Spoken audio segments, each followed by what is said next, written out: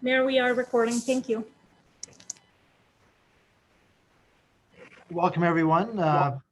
My name is Mike Peterson, Mayor of City Cottonwood Heights. It is Tuesday, January 19th. It's 7:01, and is the business meeting again for the City of Cottonwood Heights. To begin the meeting, I need to read a determination of why we're meeting online virtually, and that determination states, pursuant to Utah Code annotated 52-4-2074, the city's mayor, as the chair of the city council, hereby determines that conducting the meeting of the city council on this date at an anchor location presents a substantial risk to the health and safety of those who may be present at the anchor location.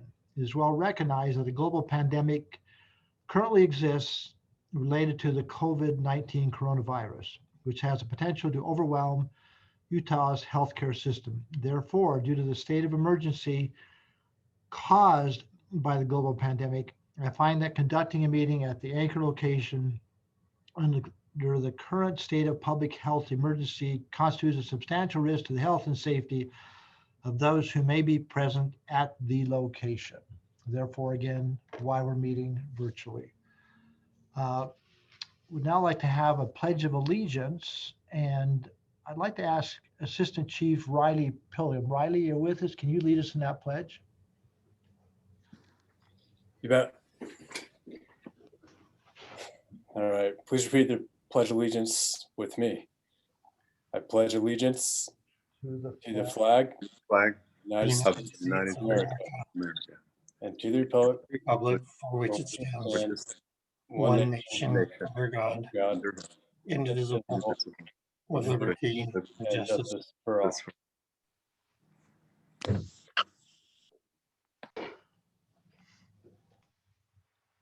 Riley, thank you for doing that. We need to get you involved, and didn't want you to fall asleep. So you did such a good job this morning as well. We now have an opportunity for citizens to make comments. This is our citizen comment period. I would like to remind our citizens they have up to 3 minutes, and encourage those who are making comments to maintain a civil dialogue and no personal attacks, and we appreciate that. Paula, do we have anyone who would like to comment?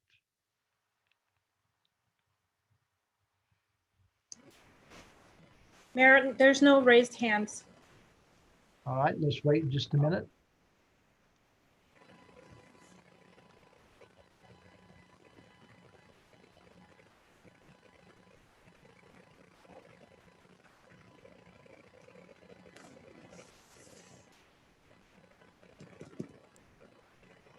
Still no raised hands?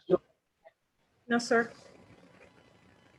All right, we'll move forward and close the citizen comment period and move to item 4.0, which is a public hearing regarding a proposed budget amendment for 2020-2021. So Scott, I'll have you introduce that for the public hearing, and then I assume we then take comments on that.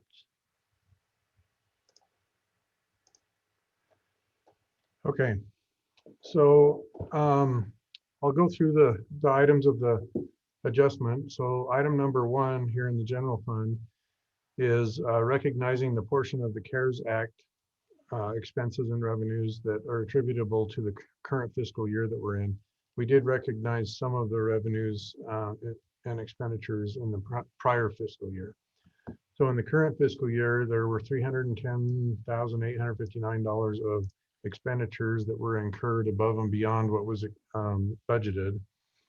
And then there was $1,294,220 of revenue that came in. The difference amount, this $983,361, is funds that we were able to attribute towards our UFA bill to be able to say that those funds were substantially dedicated to fighting COVID and therefore eligible for reimbursement.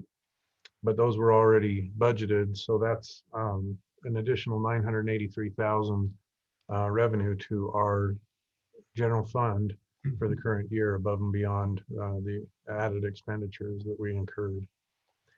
Item number 2 is an Arts Council grant from the State of Utah Recreation and Cultural Grant for arts and museums, and that's $4,500 to go to the Arts Council.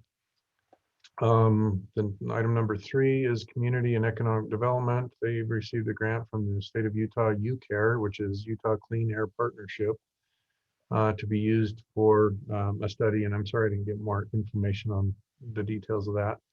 But $12,984 is the amount that we received on that. The item number 4 is a police grant from the State of Utah Highway Safety, specifically for DUI overtime, and that's for $10,798. Number 5 is again a police grant from the State of Utah Highway Safety for speed and seatbelt overtime for $3,722. Right there. And item number 6 is a police item. This is an evidence sale. When we sell police evidence, we typically put that money back into police, specifically for supplies that they need to be able to continue to operate and do the things that they do, and that's for $1,098.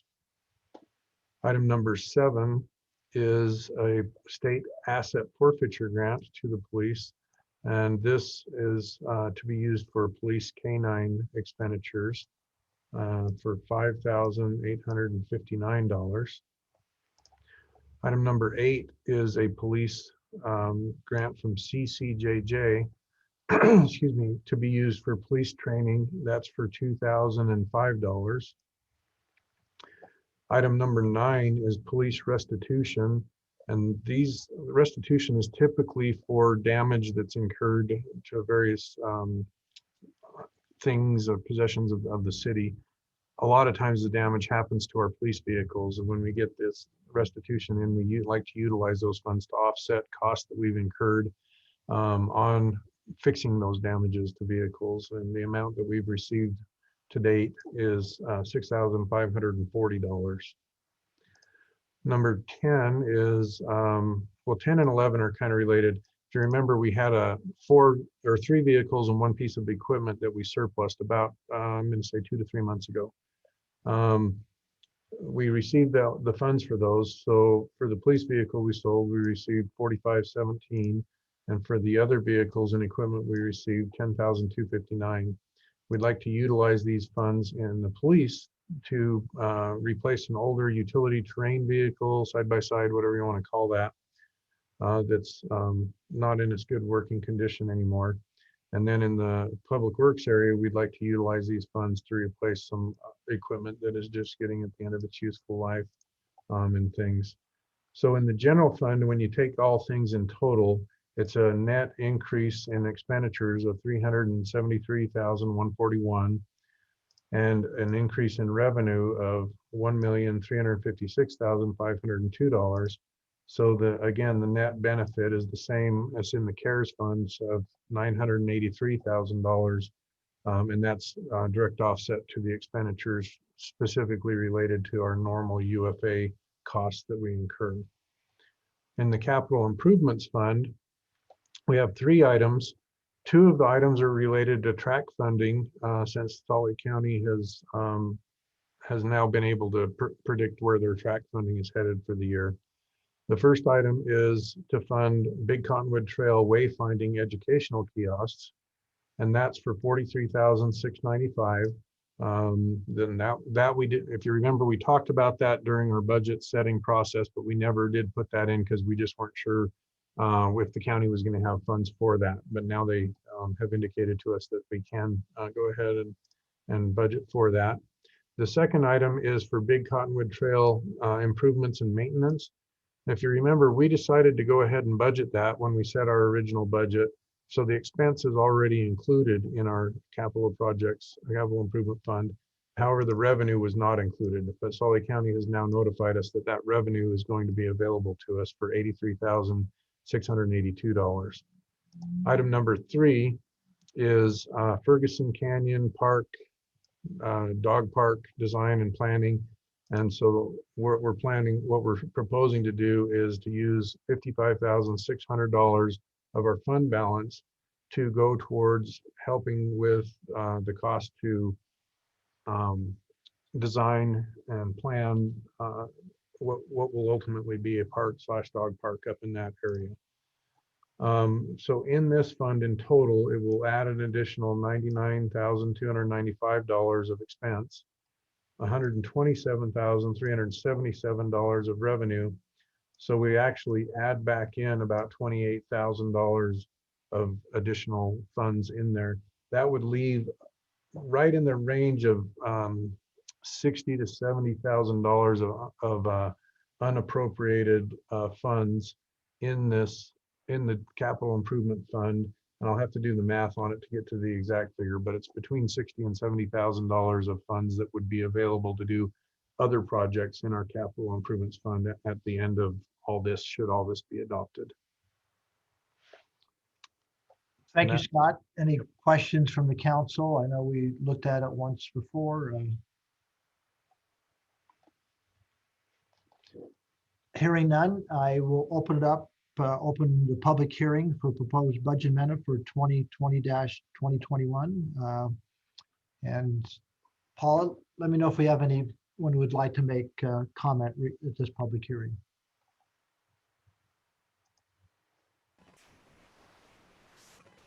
I have no raised hands, Mayor. Just wait 30 seconds and then we'll.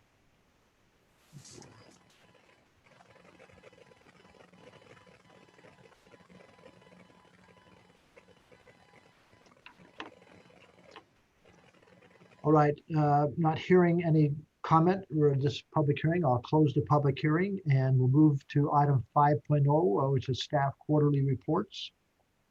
5.1, Scott, is financial report. Turn it back over to you. All right.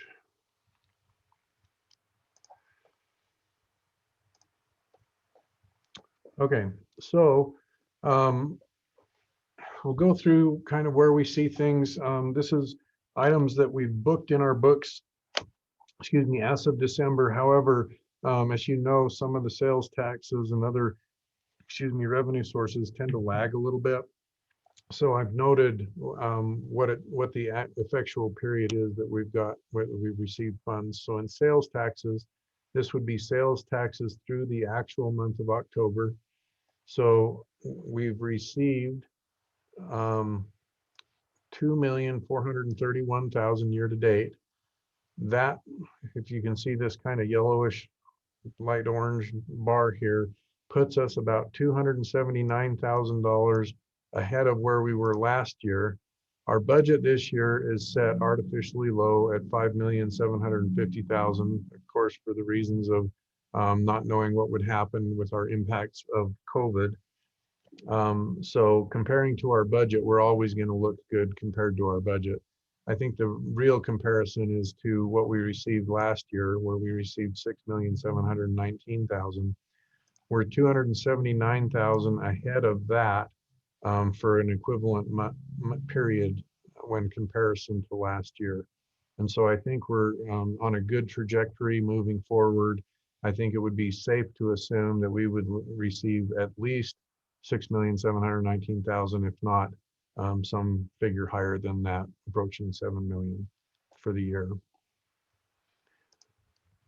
The second sheet here that we've got is our county option highway transportation sales tax. And this is the new tax that was started last year. This went in, and last year we received $586,000. This year we've to date received $213,000. And again, this is through the month of October. This puts us $26,000 ahead of last year. So we're slightly ahead of the pace of where it was last year. And I think that we'll probably finish this slightly better than our budget if things keep tracking how they are. So this graph shows our municipal energy tax trend. The energy tax is a combination of tax on our power and our natural gas distribution. So you can see the history has been slight declines in each year, coming here almost 100,000 from 2018 to 19, and then very flat from 19 to 20. If we look at where we are year to date, and year to date being through November, we've received about 790,000, and that puts us 21,000 ahead of last year. Now, one thing to note on this is it's very dependent on whether we're hot in the summer or cold in the winter as to where this revenue goes. Because if it's colder in the winter, we'll utilize more gas. If it's hot in the summer, we'll utilize more power.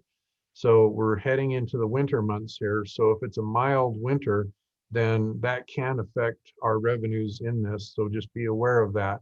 But as it sits today, we're slightly ahead of where we were last year. And I don't think that we're going to be much off of where we've set our budget at 1,950,000.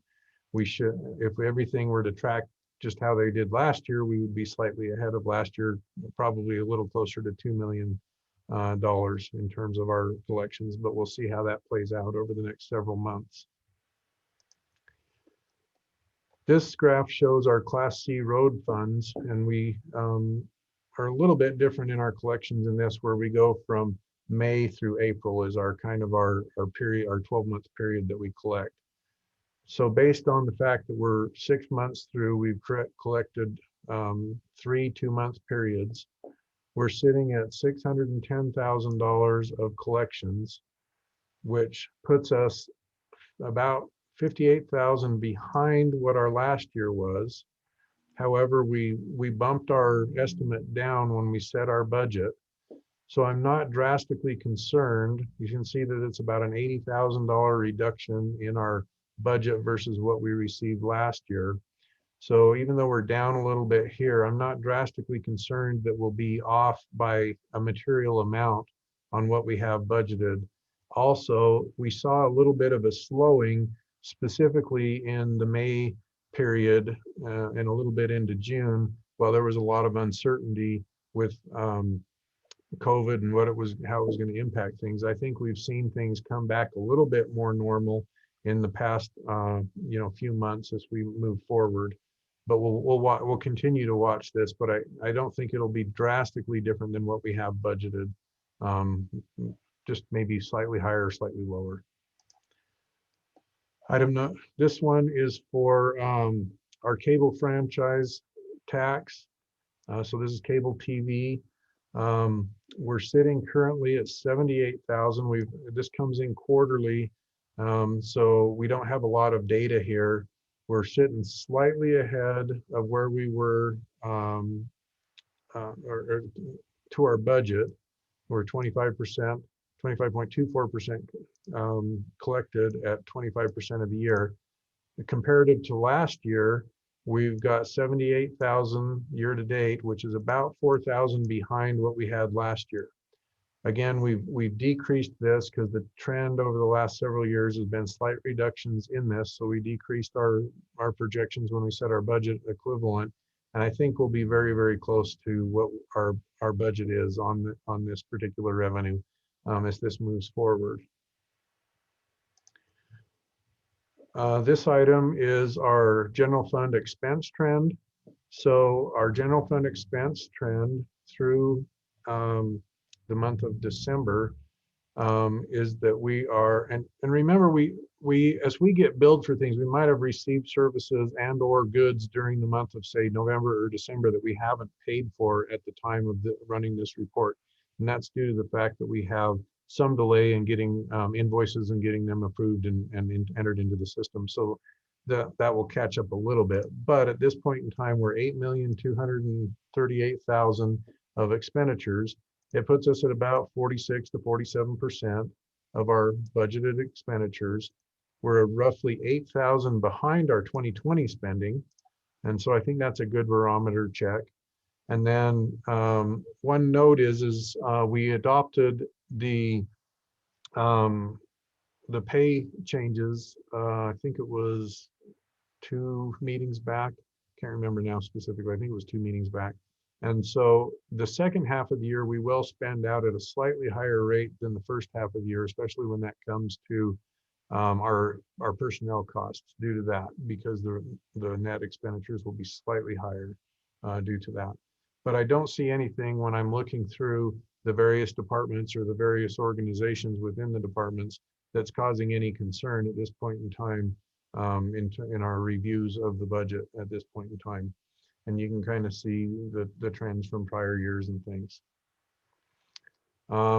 That's really all that I had. I don't know if anyone has any questions about any particular graph or other things.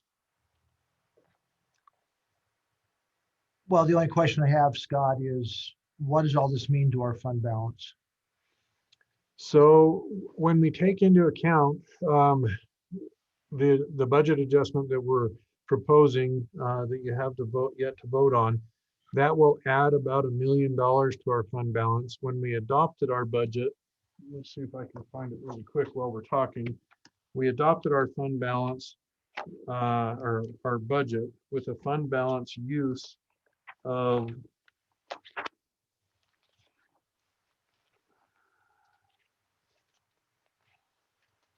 $1,308,000.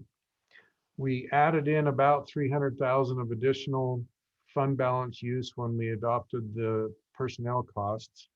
And then we added back in about $1 million of additional revenue when we add in the CARES funds. So that probably puts us at roughly $600,000 of budgeted fund balance use. The reality is, because of our underexpend history and the fact that we have to underexpend in our budget in order to make things work from a state law perspective, I would guess that we would land the budget in terms of fund balance pretty even on the year or slightly improved on the year. And so I think we're in a good position to be ahead. It's going to be very, very close to where we showed our last 5-year plan. And I don't have that sitting right here in front of me where I can review that super easy and find that. No, that's fine. I think it's important for the council to know that with the underspend, with the CARES Act, et cetera, that the fund balance has actually become strengthened. And I think with the retreat on February 10th, it's critical that we look at that 5-year projection because of the salary and benefit increases that we've added in, et cetera. So we're definitely in a better position than we thought we would be a year ago. Yes. Any questions of Scott regarding the financial report? Mayor, this is kind of a process question for Tim, but it's been weighing heavy on me. I know we're on this budget amendment, we're only selling a small amount of assets, forfeitured assets, but I have that one constituent who we lied to her and told her that her family heirloom gun had been destroyed. And Bartlett said it had been destroyed, but then it hadn't. How do we guarantee that we're not selling people's assets and they think they're gone when really we didn't try to get them back to them?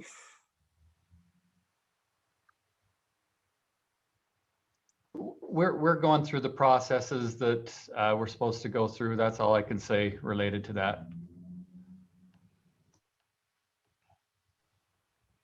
But it's important to bring it up and for us to be sensitive to that and to ensure that we're only selling things that appropriately should be sold. So good to bring up.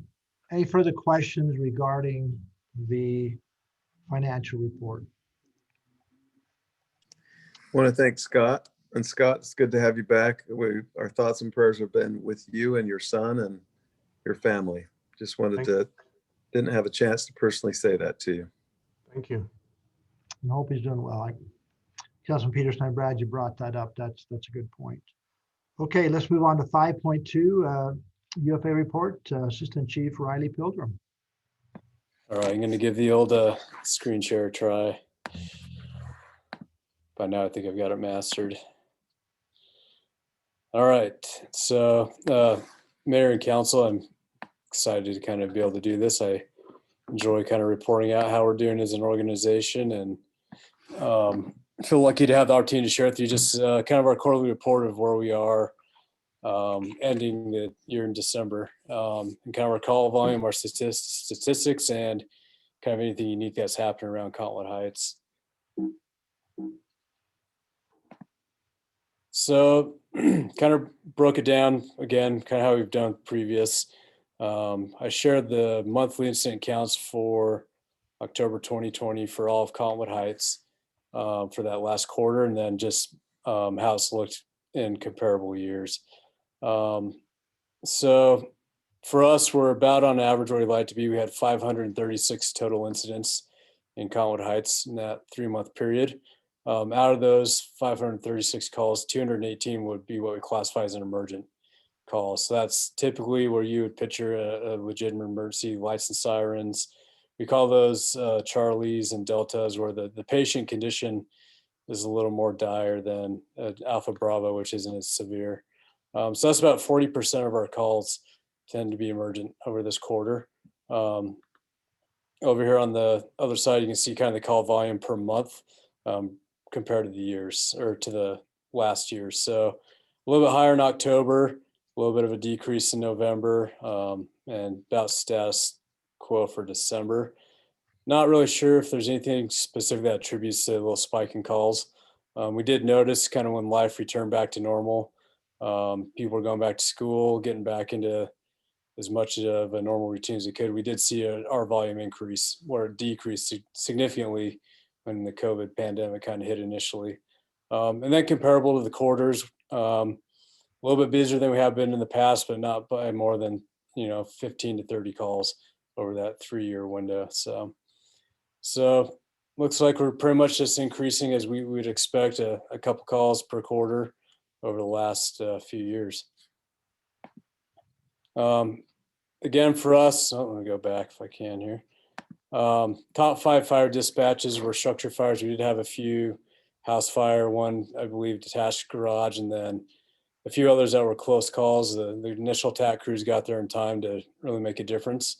And then just some of the other classifications of fires that we respond on. I just noticed that this is missing the call type.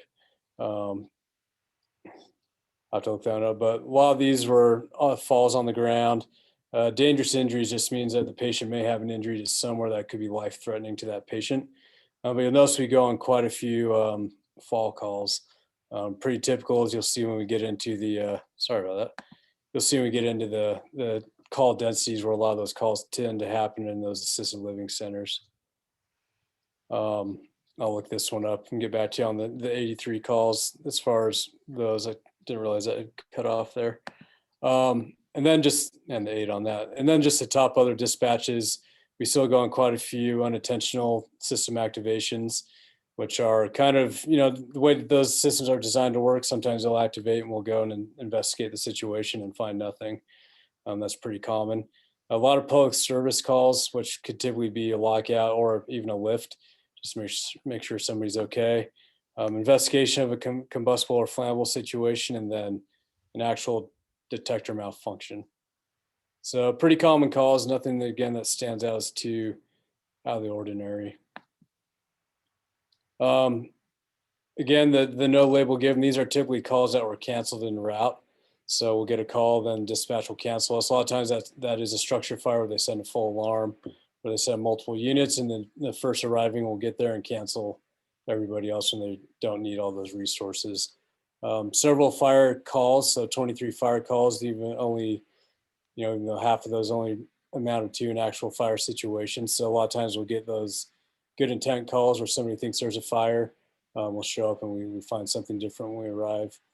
And then, as shown in the other one, a lot of fire alarm calls, a few different hazmat calls, which again, gas leaks or smell of natural gas will typically fall into something like that. Quite a few medical calls, that's pretty typical for us. That's going to take up the bulk of what we do. And then service calls, traffic accidents, and just other miscellaneous calls. And then with this next one, you'll see the heat map. Again, the densities typically circulate around those higher population facilities, such as those care centers or apartment complexes or anything of those nature. So pretty common with all of our other quarterly reports. Kind of break it down for Station 110 and just what they did over the quarter. About average to where they've been as well. They responded on just over 300 calls. We're at 332 there and about on par for the other quarters that we've had for the last 3 years, other than 2017. So the last 2 years were about at that same call volume with that station. Station 116, also very similar. So, you know what, I think I threw in the wrong chart there as well. They hit about 90 calls over this one. So I think when I look back on that, they were about in the 110 to 100s, and I can pull that up, and I'll send an updated report so you can see this. I didn't realize I added that same chart in there twice, so that's my bad. But I'll make sure you guys get an updated PDF copy with those amended charts and the descriptions on those other bar graphs. And then kind of a notable event, Captain Jerry Maney, who's been working at Station 110 for several years, has decided to retire after 27 years with the Salt Lake County Fire Department and Unified Fire Authority. He's been an instrumental part of our heavy rescue program. His son also works here as a wildland firefighter, but generally just an overall very experienced and skilled captain who's, like I say, dedicated his last few years to serving the citizens of Cottonwood Heights. For us, he's been a captain for the last 13 years, and he's been at Station 110 for a good amount of that time when he was with the heavy rescue program, and then now back with the tiller truck there. So we wish him well. He's definitely an outdoorsman, so I hope he enjoys a long and healthy retirement. So he'll be retiring. Actually, his last day was the 15th, so he just departed a couple of days ago. So then other than that, we just kind of have our contact information. Like I said, I got to go back and fix those, but I'll make sure you guys get a PDF copy of those. I'll send those to Paula so she can distribute those. Just wondering if anybody has any questions. Yeah, Riley, would you take a minute and share with the council kind of the experience with the fire in Midvale, where we had, I think, 33 units respond, and it was a building without fire suppression. So the impact of that, and again, a good example of the importance of municipalities helping each other. Yeah, that was a pretty significant event. You probably saw it on the news on Kurt Sunday. So they had a medical facility right off of 7200 South and 9th East. It's a complex of about 16 offices with a variety of different healthcare practitioners. What it sounds like happened is they had a slow burning fire that probably was burning for several hours. I even dare say, upwards of 12 hours. The occupancy had no alarm system and it had no sprinklers, which is really uncommon for something like that, unless it, for some reason it was grandfathered into that. And so what happened is one of the local residents was outside exercising, smelled the smoke, and it took them several minutes to actually pinpoint where that fire was occurring. Our crews responded. It's literally down the street from Station 126 there in Midvale. Crews got there pretty quick, realized they had a pretty significant situation on their hand that was rapidly unfolding. So they go through the process of, with the initial resources on hand, if they can't make progress or get like an initial knockdown within the first few minutes, they're going to request a second alarm, which is another 5 engines. And they'll ask for a third alarm, which is another 5 engines. So right there, you'll have 15 engines off those 3 alarms, and they can build onto that. And so during that duration, that fire, which is probably about 7 to 10 hours, they had a total of 33 different units from Sandy, Murray, South Jordan, West Jordan, and basically most of the municipalities that are kind of surrounding Midvale all provide that support. That's helpful to us. We can definitely tackle some of those bigger calls like that with the majority of our resources, but it also draws on everything else. So while that fire is going on, we still have a lot of other events occurring in Salt Lake Valley. And so we'll try to position the right resources on that fire. We'll rotate them out once they need a break, and we'll try to backfill those stations where we know the crews could be gone for a significant amount of time. So anytime we pull a resource out of a station, they might be gone for over 45 minutes to an hour. We'll make sure we backfill that with a less busy station and try to spread out the resources so there's no major gaps in the valley, so we can keep up that coverage. But they did a pretty phenomenal job. I believe the investigation is still ongoing. Haven't gotten any immediate determinations on that, but they're working closely with the occupancy owners to make sure they have everything they need. This time of the way things are going, this is probably the last things we want anyone to sustain or suffer, especially, business owners who might be already going through some unique challenges with where we are with COVID and all of that. So we're there. We're going to try to do what we can to at least get them through that next phase, and then hopefully they're back on their feet here before too long. So, but definitely a great coordination and collaboration of the agency resources with that, or within and throughout the valley. So. No, thank you. I know we had a thorough report on that this morning, and it's quite impressive, and again, gives a high level of comfort knowing we have that support across the valley. Yeah. Then kind of to close out, one other thing that's a pretty big accomplishment for us that we shared today is a conclusion of our first organizational strategic plan. So we just wrapped up our 2018 to 2020 strategic plan, which is for our organization, the first one, with Unified Fire Authority starting in 2004. And prior to that with Salt Lake County, there's no record of an actual strategic plan that was followed from start to finish. And so pretty big step for us. Chief Peterson, that was something we were interested in doing. He brought in the kind of extra motivation and direction to get that done. Kind of the neat thing about that, we had 6 sustaining goals. We were able to actually fully accomplish one of those goals with our capital plan. And then we had about 56 outcomes that kind of surround those goals. And we were able to accomplish 40 of those over that 3-year period, with 16 pretty close to completion. A lot of them have to do with what we call our standards of cover, which is kind of like our model of operation, which we'll be completing here in the next few weeks.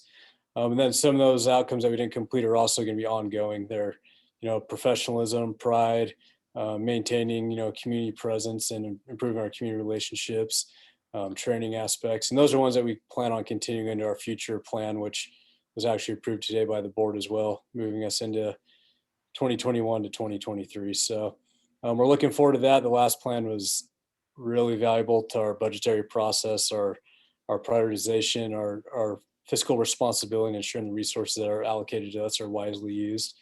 And we're looking forward to implementing this next plan. So, but yeah, thank you for the time. Like I said, I'll correct those few charts. I realized as soon as I present it, I noticed that. So, but I'll make sure you get a PDF copy tonight. So. Yeah, thank you, Riley. And before I turn over the council, that strategic plan is very impressive. And I know I was involved in a couple special meetings with that, and also with the successes outlined of the last year. I think it would be very appropriate to, in our next quarterly report from you, to just show a couple slides we used this morning on that plan. I think the council again would benefit from seeing the effectiveness of that plan and how well thought out it is. So I'm not spend a lot of time, but I think it's good to share because those are our first responders, and it's good to know that they're involved in that. So council, any questions of Riley?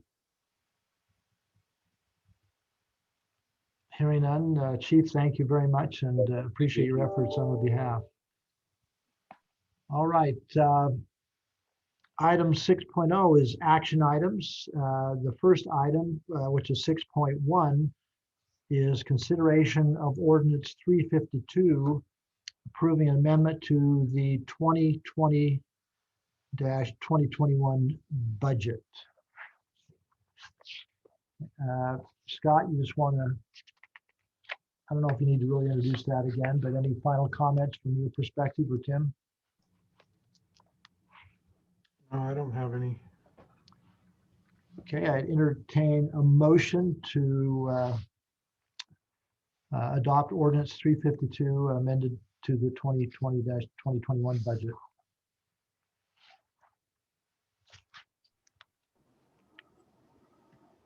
This is Christine, and I apologize that you can't see me. I'm having issues with my internet, but I move that we approve ordinance 352. It's been moved by Councilmember Michael. Do I have a second? I'll second that, Mayor. It's been seconded by Councilmember Peterson. Any further questions, comments? Here then, I'll call for the vote. Councilmember Bracken, Yes. Councilmember Bruce, Yes. Councilmember Michael, Yes. Councilmember Peterson, Yes. and I will vote yes.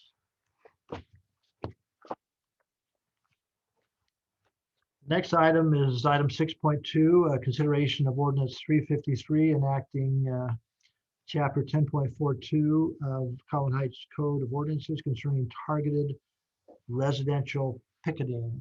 So Robbie or Shane, who's going to introduce that? I'll be happy to, unless, no, look, Shane, lean forward. I can divert to Shane. No, go ahead, Robbie. This is an ordinance that prohibits people from picketing or targeting individuals at their home, place of residence for political or other purposes. You can't picket or protest within 100 feet of their yards. What brought this to light was the Dr. Dunn situation, and I think it's timely, and it not only protects elected officials but every resident within our community. So we support it, and we hope you do too. I could just jump in and say that we have looked at this type of ordinance. It has been the use of this type of ordinance has been affirmed by the U.S. Supreme Court, and the form of the ordinance that is before you is based heavily on ordinances, similar ordinances that have been enacted in a number of sister cities in Utah. Thank you, Shane. Thank you, Robbie. Any further comments, questions regarding the ordinance 353? No, I think that it is a timely ordinance. I would move that we approve, subject to, I guess, Councilmember Bruce may have had a comment. Yeah, I love it in theory. As an elected official, I think that we all very much want to feel safe in our home. I don't want it to be another opportunity for a heavy-handed response like we saw in August. It would literally break my heart to see my constituents go through something like that again. So how do we find that balance, Tim? That's your department to manage. I think this ordinance implements everything that every other city does, and we would address what's in the ordinance with it. I know we've been postponing our police conversation for a really long time. Do we have I thought we were waiting for the AG's report, but it just doesn't come and doesn't come and doesn't come. It's been almost 6 months. No, Tally, I appreciate those concerns on that outside report on August 2nd. I think this issue that we're voting on right now is a separate issue and deals with just those elected officials within our city and prohibiting protests in front of their homes within 100 feet. But hear you loud and clear on the question where the AG's report is, and we'll continue to call and hound them to get us a draft as soon as possible. I mean, that's your neighborhood too. Absolutely. Yeah, and I just, it seems our police already exercise their will at will. So well, I think what we're voting on right now is a separate issue. To be honest with you, I respect your questions. I just think it's a separate track, and we still can look at that, and we need to continue to push through with that outside evaluation.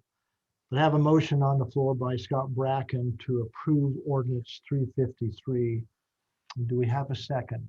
I second that, Mayor. Go ahead, Doug. Okay. Oh, sorry. I second that if it's okay. Okay, it's been moved by Councilor Bracken and seconded by Councilor Peterson. Now again, further comments on this action item. I did appreciate the chief's comments that it doesn't apply just to elected official or appointed ones, although they may be the ones that might be more the result or the target of such type of a thing. It does protect any resident. It could be the member or someone in a nonprofit or an activist for some reason. it's equally protective of those homes as well. And I think that is a good thing.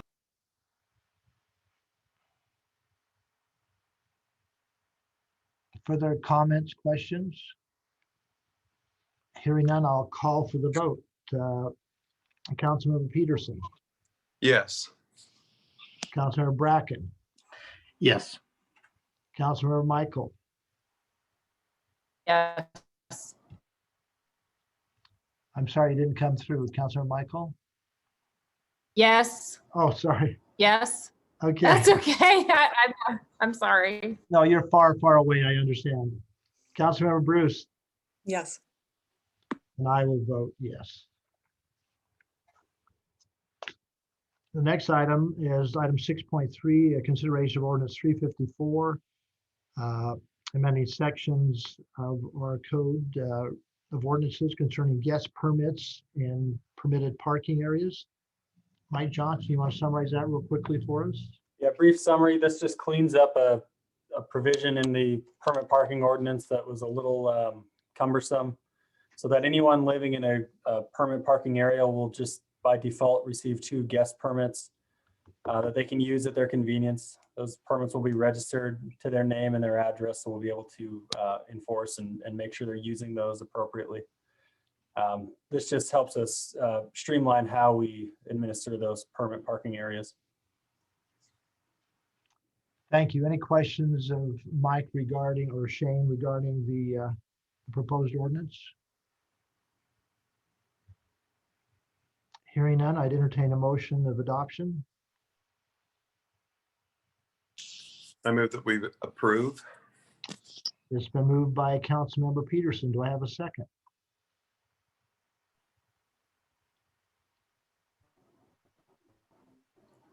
I approve. I second. It's been seconded by Councilmember Michael. Any further questions, comments? Hearing none, I call for the vote. Councilmember Michael, Yes. Councilmember Bruce, Yes. Councilmember Bracken, Yes. Councilmember Peterson, Yes. and I will vote yes.